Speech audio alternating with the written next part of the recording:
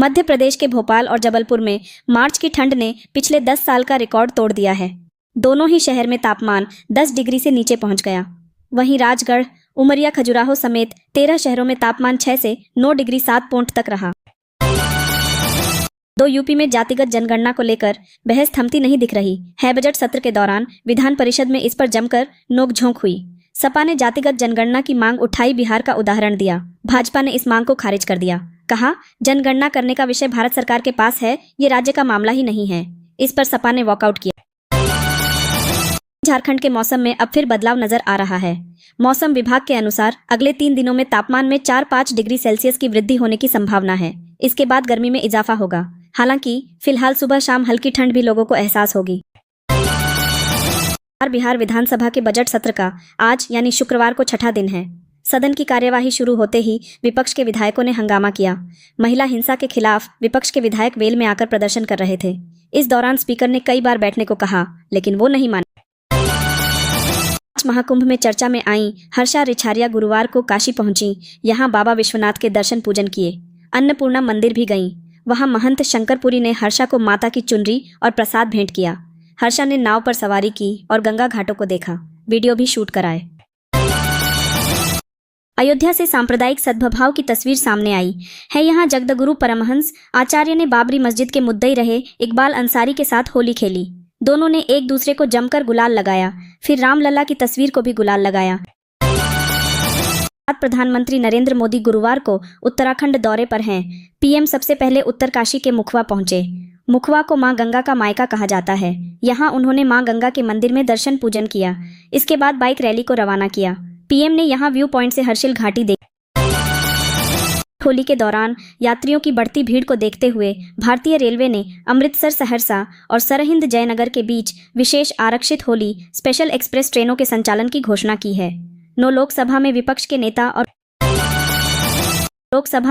के नेता और कांग्रेस लीडर राहुल गांधी 2 दिन के दौरे पर गुजरात पहुंचे।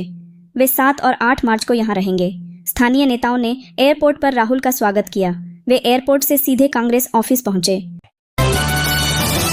मथुरा के बरसाना में लड्डू मार होली से पहले जश्न जैसा माहौल है। हुरियारों ने जमकर अबीर गुलाल उड़ाए। राधा रानी की सखियों ने भी नंदगांव से आए निमंत्रण को लेकर नृत्य किया। थोड़ी देर में सीएम भी बरसाना पहुंचेंगे और यहां करीब 30 मिनट तक रुकेंगे। होली बरसाना के लाडली जी मंदिर में शाम 5 बजे से 7 बजे तक खेली जाएगी। होली को देखने और खेलने के लिए 10 लाख श्रद्धालु बरसाना पहुंचे हैं, जिनमें विदेशी पर्यटक भी शामिल हैं। भारत और न्यूजीलैंड 25 साल बाद फिर एक बार चैंपियंस ट्रॉफी के फाइनल में भिड़ने वाले हैं। दोनों 9 मार्च को दुबई में खिताबी मुकाबला खेलेंगे। इससे पहले 2000 में नैरोबी के मैदान पर हुआ फाइनल न्यूजीलैंड ने आखिरी ओवर में 4 विकेट से जीता था। आईसीसी टूर्नामेंट के नॉकआउट मुकाबलों में न्यूजीलैंड ने ही भारत को सबसे ज्यादा परेशान किया है। टीम भारत को 2019 वनडे वर्ल्ड कप का सेमीफाइनल और 2021 वर्ल्ड टेस्ट चैंपियनशिप का फाइनल भी हरा चुकी है।